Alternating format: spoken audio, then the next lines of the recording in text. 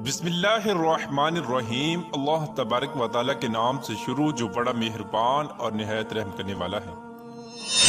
एक ऐसा दियो हेकल और दराज कद इंसान जो तूफान नूह से भी बच निकला। तूफान नूह एक ऐसा खतरनाक तूफान था जिसमें सिवाय उन चंद लोगों के जो कश्ती पर सवार थे, उनके अलावा इस रुए जमीन पर रहने वाले कोई भी इंसान और हैवान न बच सका। तूफान नूह ने इस दुनिया की हर चीज को फना कर दिया। इसके बाद इस जमीन पर दोबारा एक नई जिंदगी की बुनियाद रखी गई। तूफान नूह से बचने वाला ये दियो हेकल इंसान कौन था और इसने कौन सा ऐसा काम किया था जिसकी वजह से ये उस दर्दनाक अजाब से बच गया। इसका कद कितना था और फिर किस तरह हजरत मूसा अलैहिस्सलाम के साथ इसकी जंग हुई और इस दराज कद इंसान को किस तरह हजरत मूसा अलैहिस्सलाम ने कत्ल किया। प्यारे दोस्तों, तारीख के इस किरदार के पीछे छुपी हकीकत क्या है और क्या कोई इंसान सच में अल्लाह तबारक व तआला के अजाब से बच सकता है? इन तमाम तर सवालात के जवाबात कुरान और हदीस की रोशनी में आज की इस वीडियो में हम आपको बताएंगे। लिहाजा आपसे गुजारिश है कि हमारी इस वीडियो को एंड तक जरूर देखिएगा। प्यारे दोस्तों, वो दियो हेकल इंसान जो तूफान नूह से भी बच निकला, उसका नाम औज बिन अनक है। औज बिन अनक एक ऐसा शख्स था जो कौम अमालका में से था, जो कौम तारीख इंसानी की सबसे सफाक कौम थी। इस कौम के लोग खून ख्वार और फितरत के लिहाज से वैशी थे। कौम अमालका पर अल्लाह तबारक व तआला का बहुत ही खास करम था। इस कौम के कद उस वक्त की मौजूदा दुनिया के इंसानों से सबसे ज्यादा बड़े थे। प्यारे दोस्तों, तारीखी रिवायात से पता चलता है कि कौम अमालका का एक मर्द दूसरी कौमों के 90 मर्दों के बराबर हुआ करता था और इस एक मर्द के पास दूसरे इंसानों से 90 गुना ज्यादा ताकत हुआ करती थी।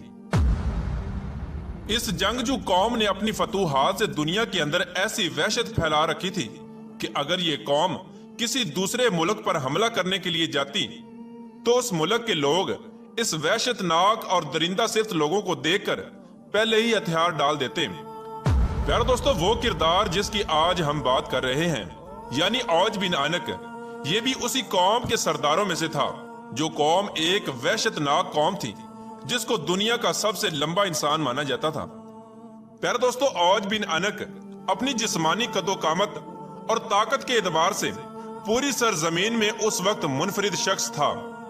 यह शख्स इतना लंबा और दियो कामत था कि वो जब समंदर में चलता तो डूब न सकता, बल्कि समंदर का पानी इसके टखनों तक आता। ऊंचे ऊंचे दरख्त और पहाड़ इसके सामने छोटे छोटे मालूम होते। इस दियो हेकल इंसान के कद की लंबाई इतनी ज्यादा थी कि दूसरे लोग इसके सामने कीड़े मकोड़े जैसे नजर आते। प्यारे दोस्तों, एक रिवायत के मुताबिक हजरत आदम अलैहिस्सलाम के सरकश बेटे काबिल की नस्ल से अनक नामी एक शख्स था जिसकी बीवी शमरीजा थी। उस औरत के साथ जिन्नों के देवता पाल को प्यार हो गया था, जिससे हम बिस्तरी के सबब एक अजीबुल खलकत बच्चा पैदा हुआ जिसका नाम औज रखा गया। इस बच्चे का कद बहुत जल्दी बढ़ता था, जिसकी वजह से कोई भी लड़की इससे शादी को तैयार न होती। इसी बिना पर यह शख्स जिनसी दरिंदा बन गया। औज बिन अनक बचपन ही से अजीबुल खलकत था और दूसरे बच्चों की निस्बत दराज कद था। जब यह शख्स जवान हुआ तो इसके कद की लंबाई गैर मामूली तौर पर बढ़ती चली गई, जिसकी वजह से यह शख्स दियो हेकल इंसान बन गया। रिवायात के मुताबिक औज बिन अनक का कद 80 हाथ था। हजरत नूह अलैहिस्सलाम के जमाने में औज बिन अनक मौजूद था। उस वक्त जब हजरत नूह अलैहिस्सलाम अजीम तूफान से पहले कश्ती तैयार कर रहे थे तो आपको कश्ती बनाने के लिए सागवान की लकड़ी की जरूरत पड़ी, मगर उस लकड़ी को उठाकर लाना नामुमकिन था। उस लकड़ी को उठाकर लाने के लिए एक ऐसे शख्स की जरूरत थी जो दराज कद और ताकतवर इंसान हो।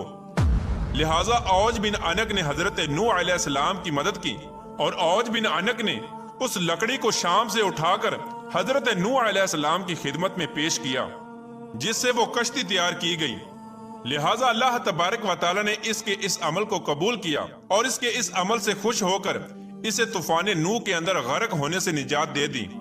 बावजूद इसके कि औज बिन अनक हजरत नूह अलैहिस्सलाम पर ईमान न लाया था। प्यारे दोस्तों, बाद रिवायात में आता है कि औज बिन अनक इतना दराज का था कि समंदर से मछलियां पकड़कर وہ اپنا ہاتھ آسمان کی طرف بلند کرتا اور سورج کی تپش میں اس مچھلی کو بھون کر کھا جاتا۔ پیارے دوستو، اوج بن عنق تاریخ میں ایک ایسا شخص تھا جس نے دراز قد اور بے پناہ طاقت کے ساتھ لمبی عمر بھی پائی تھی۔ اس کی عمر تقریباً 3600 سال تھی۔ وہ حضرت آدم علیہ السلام کے زمانے سے حضرت موسیٰ علیہ السلام کے دور تک زندہ رہا، اور حضرت موسیٰ علیہ السلام کے زمانے میں حضرت موسیٰ علیہ السلام نے اس دیو ہیکل شخص کو قتل کیا۔ اس واقعے کا پس منظر کچھ یوں ہے کہ جب بنی اسرائیل کے لوگوں کو اللہ تبارک و تعالیٰ نے فرعون سے نجات بخشی تو حضرت موسیٰ علیہ السلام کو اللہ تبارک و تعالیٰ نے یہ حکم دیا کہ وہ فلسطین پر حملہ کریں اور فلسطین کو فتح کریں، کیونکہ اس وقت اللہ تبارک و تعالیٰ نے فلسطین کی زمین کو بنی اسرائیل کے لوگوں کے لیے مقرر فرما دیا تھا۔ حضرت موسیٰ علیہ السلام نے اپنی قوم کو لیا اور فلسطین پر چڑھائی کے لیے نکل پڑے۔ اس وقت فلسطین کے اندر قوم عمالقہ آباد تھی جن کا سردار اوج بن عنق تھا۔ حضرت موسیٰ علیہ السلام نے اپنے قبیلے کے 12 سرداروں کو چنا اور قوم عمالقہ میں بھیجا تاکہ اس علاقے کی صورتحال سے آگاہی مل سکے۔ جب یہ 12 سردار ملک شام میں پہنچے تو اس وقت وہاں کا حاکم اوج بن عنق تھا۔ پیارے دوستو، اس بات کے اندر کوئی شک نہیں کہ قوم عمالقہ ایک دراز قد قوم تھی۔ جب یہ 12 سردار فلسطین کے قریب پہنچے تو قوم عمالقہ میں سے ایک بندے نے انہیں پکڑ لیا اور ایک گٹھڑی کے اندر باندھ کر ان کو اپنے سردار کے سامنے پیش کیا، اور وہ شخص اوج بن عنق سے کہنے لگا کہ میں نے ان لوگوں کو جاسوسی کرتے ہوئے دیکھا ہے۔ جب یہ 12 سردار اوج بن عنق سے ملے تو اس کی قد و قامت اور جسمانی بناوٹ کو دیکھ کر حیران رہ گئے۔ پھر اس کے بعد ان 12 سرداروں نے اوج بن عنق کو اللہ تبارک و تعالیٰ کا پیغام سنایا اور بتایا کہ ہم جلد ہی اس ملک کو فتح کرنے آ رہے ہیں، اور اللہ تبارک و تعالیٰ کا وعدہ ہے کہ وہ ہم کو فتح عطا فرمائے گا۔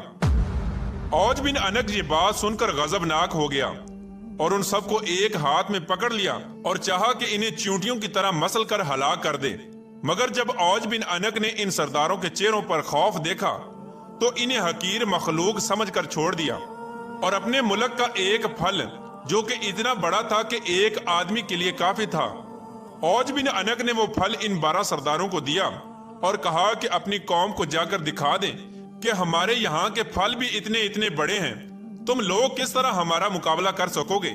چنانچہ اس طرح وہ 12 سردار اپنی جان بچا کر وہاں سے واپس اپنے ملک کی طرف روانہ ہو گئے۔ جب وہ سردار اپنی قوم میں واپس آئے تو انہوں نے اپنی قوم کو اس وحشت ناک مخلوق کے بارے میں بتایا، جس طرح کہ اللہ تبارک و تعالیٰ قرآن پاک میں ارشاد فرماتا ہے، جب حضرت موسیٰ علیہ السلام نے اپنی قوم سے کہا کہ اے میری قوم، ارض مقدس میں داخل ہو جاؤ جس کی سرزمین اللہ تبارک و تعالیٰ نے تمہارے لیے لکھ رکھی ہے، اور پیٹھ نہ دکھاؤ ورنہ خسارے میں رہو گے۔ اس بات پر بنی اسرائیل کے لوگ بولے، اے موسیٰ علیہ السلام، تم اور تمہارا پروردگار لڑو، ہم تو یہیں بیٹھے ہیں۔ وہاں تو ایک طاقتور قوم عمالقہ آباد ہے جس کا ہم مقابلہ نہیں کر سکتے۔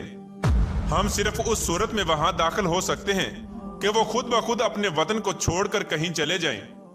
چنانچہ حضرت موسیٰ علیہ السلام نے اپنی قوم کو بہت سمجھانے کی کوشش کی کہ اللہ تبارک و تعالیٰ ہمارے ساتھ ہے اور اللہ تبارک و تعالیٰ نے فتح ہمارے لیے لکھ دی ہے، لیکن قوم نے حضرت موسیٰ علیہ السلام کی بات نہ مانی اور وہ انکار ہی کرتے رہے کہ ہم قوم عمالقہ سے جنگ نہیں کر سکتے۔ چنانچہ اللہ تبارک و تعالیٰ نے ان کی اس سرکشی پر بنی اسرائیل کے لوگوں کو صحرائے طیہ میں قید کر دیا، اور یہ لوگ جنہوں نے جنگ کرنے سے انکار کیا تھا وہ اس مختصر سے صحرا میں بھٹکتے رہے، حتیٰ کہ یہ لوگ سارا دن اس صحرا کو عبور کرنے کے لیے پیدل چلتے، لیکن وہ میدان ختم ہی نہ ہوتا اور وہ اسی میں بھٹک کر رہ گئے۔ جب قوم نے حضرت موسیٰ علیہ السلام کی نافرمانی کی تو حضرت موسیٰ علیہ السلام خود اوج بن عنق کو ختم کرنے کے لیے نکل پڑے۔ پیارا دوستو، جب حضرت موسیٰ علیہ السلام فلسطین میں داخل ہوئے تو اوج بن عنق حضرت موسیٰ علیہ السلام کو دیکھ کر کہنے لگا کہ تم وہی شخص ہو جس نے فرعون کو پانی میں غرق کیا تھا، لیکن مجھے تم پانی میں غرق نہیں کر سکتے کیونکہ پانی میری کمر سے اوپر نہیں آتا۔ یہ کہہ کر اوج بن عنق نے حضرت موسیٰ علیہ السلام پر حملہ کیا۔ چنانچہ اللہ تبارک و تعالیٰ نے آپ کو اوج بن عنق کے حملے سے محفوظ رکھا۔ تو پھر حضرت موسیٰ علیہ السلام نے جوابی حملہ کیا اور اپنے عصا مبارک کو اوج بن عنق کے ٹخنے پر مارا، جس کی ضرب کی تاب نہ لاتے ہوئے اوج بن عنق زمین بوس ہو گیا۔ اور اس طرح حضرت موسیٰ علیہ السلام کے ایک عصا مبارک کی ضرب سے وہ اوج بن انک جو ایک وحشی انسان تھا جس کا کوئی مقابلہ نہ کر سکتا تھا، وہ ایک ہی ضرب میں ہلاک ہو گیا۔ اس کے بعد اس کی ریڑھ کی ہڈی کو دریا پر ڈال دیا گیا اور اس کی ریڑھ کی ہڈی سے کئی سالوں تک پل کا کام لیا گیا۔ پیارے دوستو، اس طرح اللہ تبارک و تعالیٰ نے اوج بن انک کو ہلاک کیا۔ پیارے دوستو، اب بات کرتے ہیں کہ کیا کوئی سچ میں اللہ تبارک و تعالیٰ کے عذاب سے بچ سکتا ہے، اور کیا حقیقی طور پر اوج بن انک بھی طوفان نوح سے بچا تھا، جبکہ طوفان نوح اللہ تبارک و تعالیٰ کی طرف سے بھیجا ہوا ایک دردناک عذاب تھا۔